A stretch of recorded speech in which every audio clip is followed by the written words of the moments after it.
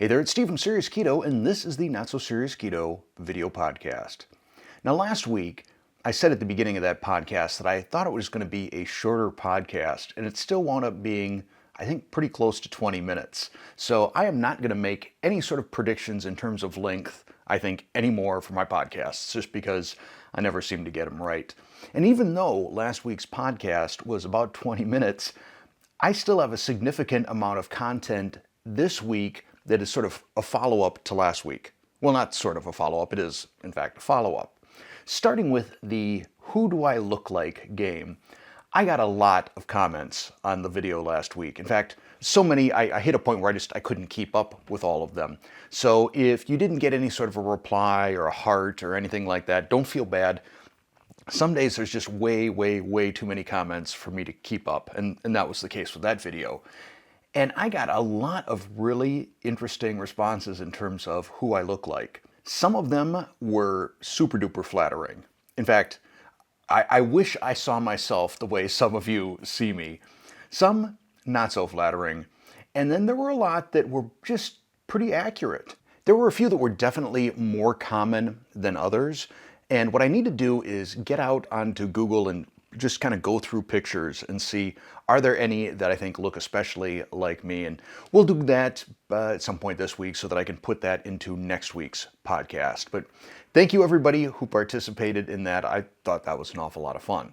Another topic I talked about last week was this apparent shortage of Zevia soda that I've been dealing with. Haven't been able to find it at Sam's Club. The selection has been very limited at Costco. In fact, they may not even had it at Costco the last time that I looked. Well, it turns out that Zevia is doing a change to their packaging, their labels, their cans, etc. And I suspect that may have something to do with it, that maybe, certain, like the old labels, the old packaging is kind of flushing through the supply chain, and then the new stuff is going to show up. But thank you for everybody around the country that told me that you do or don't have Zevia. I think now we know what the deal is. It's the new packaging. It'll be coming soon.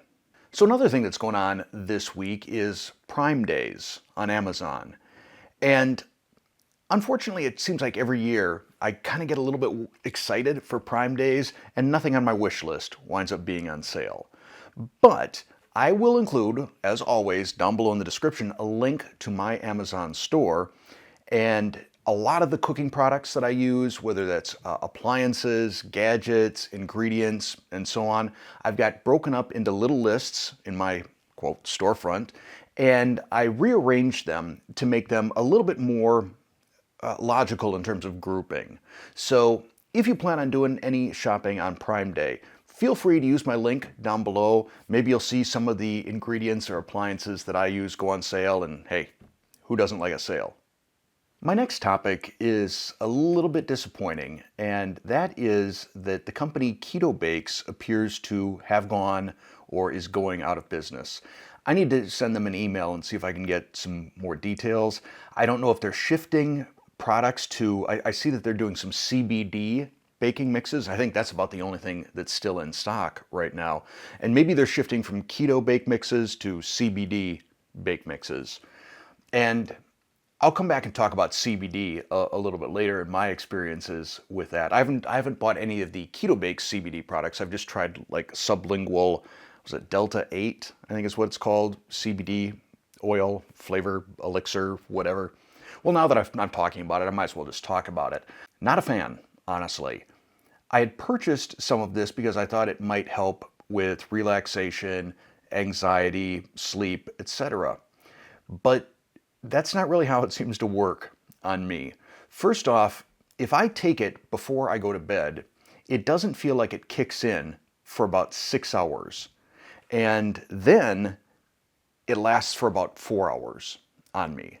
So if I wanted the sensation of CBD, it seems like I got to pre-plan quite a bit. Although I don't know that I'm especially fond of how it makes me feel. I get kind of dizzy. It really sort of throws off my balance. I sort of walk, like I'm drunk. But the big weird thing is, not only do I start to hear better, so hearing becomes very amplified for me, but I also have auditory hallucinations. I will hear stuff that isn't happening. I will hear singing. I will hear just random weird noises that aren't there. And it's a very odd sensation. And I like having my wits about me and my physical faculties as well.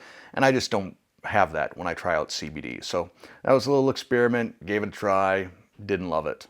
If you, though, have had some experience with CBD, either good or bad, please let me know down in the comments. It's always interesting to kind of get a little bit of a dialogue going on with you, my viewers. But back to keto bakes. One of the things that I think may have been a problem, and this is purely speculation on my behalf, is keto bakes targets sort of this specific niche customer. In my mind, you've got two main groups of keto eaters. There are those who don't have the time or perhaps the aptitude to prepare all their food. So those people generally will purchase keto products, generally from their grocery store. And to them, it's the convenience factor of it all. On the other end, you've got the people who enjoy baking, they enjoy keto baking, they enjoy controlling their ingredients. And I think those are really the two main groups. And keto bakes targets sort of in between that, which is the people who care about the ingredients. They want clean ingredients. They want to avoid some of the sketchy ingredients in commercial keto products, commercial breads and such like. But they also don't want to have a pantry just full of containers of various keto baking ingredients. And I don't know exactly what the size of that particular market segment is. I know a lot of you are fans. You've told me that you're fans, you love their products, you're disappointed, like I, that they have shut down. And certainly if I get more information on what happened to them, I will pass that along in one of the podcasts. But it's always disappointing when you see a small company that was kind of chasing their dream, they go out of business. And I know some of you might be saying, well, wait a second, you just promoted Amazon and that destroys small companies. And yeah, I do get conflicted from time to time about that. I mean, it would be great. The idealistic Steve would love to just do nothing but support small businesses. But the financial and budget-minded Steve can't afford to do that all the time. Furthermore, there is just something about Amazon being able to open up that app and, I live 45 minutes from an Amazon distribution center. So lots of times if I order something by 10 in the morning, I've got it by 3 in the afternoon. So yeah, I do periodically feel a little lack of congruence in my Amazon shopping habits. I will also say that several small businesses will start on Amazon just to let Amazon control their distribution. That's what Aviate does. It's a great way to get your product well known, and then maybe you start pulling people over to your website. So they aren't mutually exclusive, supporting small businesses and buying from Amazon. So I just made myself feel better by saying that. For the second part of this podcast, I want to talk about two other topics that I talked about in previous weeks. One is sort of related to the World Health Organization, but really it's any sort of scientific study that you see published saying such and such an ingredient is bad for you. And incidentally, every ingredient is bad for you. If you doubt me, just get out onto Google and type is and then insert anything, any term. Is it bad for you? And the answer is yes. There is some study out there. And one of the things that I've tried to do as I tackle some of these studies in my podcast is I want people to think more critically. I want people to get past just reading a headline and maybe the first paragraph or a couple sentences of an article. Dig deeper into the article. Find the original study. Because pretty much all the time, it is just correlation. So correlation, for those of you who are not aware, is just two things that kind of happen simultaneously. It doesn't say one caused the other or the other caused the one. They just sort of happen at the same time. And what many studies will do is they will sort of imply a causal relationship between these two things. For example, as I was listing some of the topics last week, like carpentry. Carpentry is a possible, or is it probable? I think they listed that as a probable carcinogen. Well, it's not carpentry. I'm sure it's something that perhaps professional carpenters maybe are exposed to over the course of their life. I also know that whenever I see manual laborers like carpenters or people doing roofing or whatever, it seems like a lot of these guys smoke and they're taking smoke breaks. So maybe that's the relationship right there. It's not actually the activity of carpentry, but rather the smoke breaks or the fact that they are just running out and buying McDonald's for lunch. Maybe that's the carcinogen that they're getting into their system, not some sawdust or something like that. In fact, I'm almost surprised that the list of possible carcinogens that the World Health Organization put out didn't include loitering outside of restaurants. So dig deeper into that. When you see people standing outside, just standing outside a restaurant, maybe it's an employee, maybe it's a customer, what are they doing? Generally smoking, because they can't smoke inside. So there you have correlation. They are outside a restaurant and more prone to cancer. But it is not causation because it doesn't look at the behavior. What are they actually doing that is problematic? So anyhow, that was just one more thought that popped into my head as it relates to these various scientific, and I use that word loosely, studies. The final topic I want to get back to, which now is, we're probably on week 3 of this, on body positive and body image, because there has been a very healthy, I think, dialogue, no pun intended, in the comment section. Both people who agreed with me or disagreed with me on body image. And one of the things I think it's important to note, and this was brought up by a couple of you, is there is a difference between looking healthy and being healthy. You could have someone who's very lean and living an unhealthy lifestyle, and someone who is overweight or even obese and are working towards a healthier lifestyle. And I talked a lot about how we should celebrate that, the working to get better, working to take control of your health. And I'm assuming that's why a lot of you are here. That's why you're doing keto, is because you either want to lose weight, you want to eliminate inflammation, you want to experience the benefits of better health. And that's something I believe in being very positive and encouraging about, regardless of where someone is, whether they're just starting and they're still obese and they got a long way to go, or they've lost 200 pounds, wherever they are along that spectrum. It's great that you are making these positive changes to your life. But I wanted to talk about then how the media or movies and entertainment and sports sometimes create this image of health that is anything but.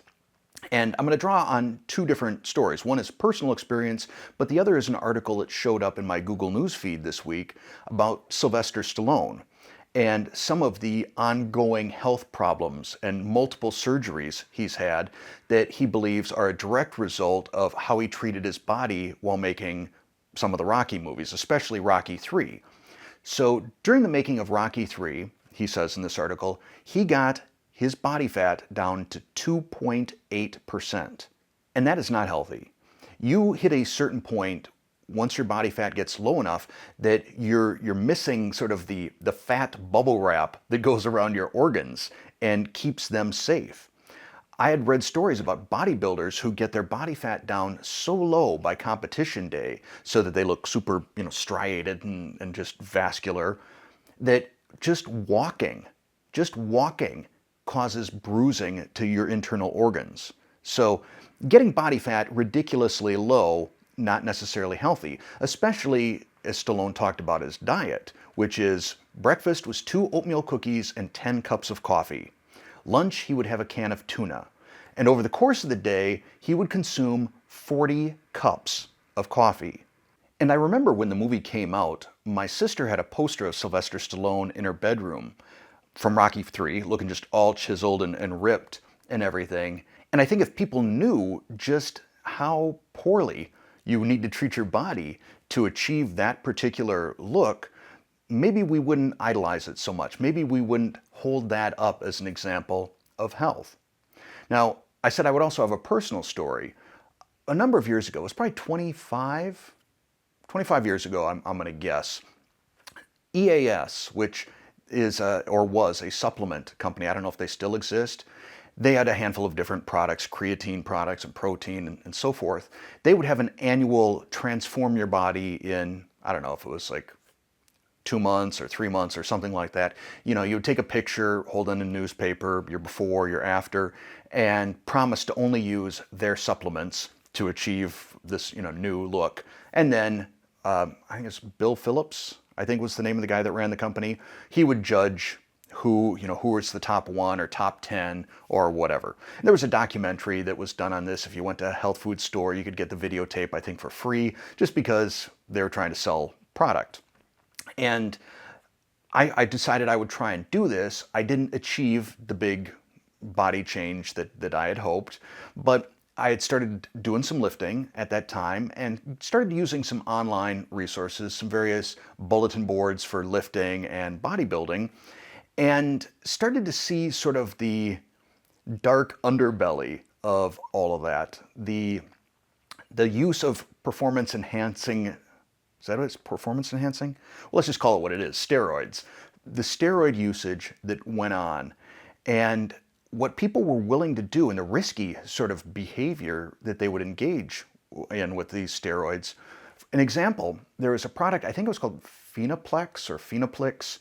It's a bovine steroid, and it would come in these cartridges, like a straw with these pellets, and there was a gun, and you would inject it into the cattle. And there were online tutorials about how you could buy this stuff, like from veterinary or cattle supply stores, and dissolve these pellets in some sort of a solvent, and then filter them, and then mix them with oil and cook it up, and then bottle it, and then it became an injectable steroid. I believe it was trenbolone acetate, I think is what you wind up having as a result. But think about this, you're buying cattle steroids. You are in your kitchen, not in a laboratory, in your kitchen, you are dissolving these things, you're running them through a coffee filter, then you're mixing them with just some sort of oil. And, people were using vegetable oil, olive oil, whatever, to create the suspension for this trenbolone, and then injecting that into themselves. It just kind of blows my mind. You would think that within that community, the bodybuilding and fitness community, that you should be thinking about health, your health, not just how you look. But it is very superficial, and that's what people want to look like. And they're willing to take a lot of risks, both legal risks in terms of possession of steroids, which I believe is a class 3 controlled substance, and just the fact that this is not like an especially sterile environment in your kitchen where you're concocting something that you're going to inject into your body. So to put a bow on this topic, maybe, who knows, maybe I'll come up with something else to talk about in terms of body image between now and next week. But I think we've got two extremes, neither of which should be celebrated as a body positive movement. Whether that's the people who are morbidly obese and just want to celebrate being obese and not trying to get better, or the people who are so extreme that they're willing to damage their long-term health just for the sake of looking good today. Ultimately, I'll say again, I think the best thing that we can celebrate is progress. Progress towards better health, progress towards a weight that feels comfortable on our body. It doesn't have to be six-pack abs, but celebrate that we have all taken an interest in our health and just living a better, longer, happier life. And I've said this before, and I'll say it again, I am flattered and grateful that you've chosen to include Serious Keto as part of your health journey. But that is going to be it for this podcast. I'm going to throw a couple other videos up here in case you're in a binge-watching sort of mood. As always, I thank you for your time, I thank you for listening, and I thank you for watching.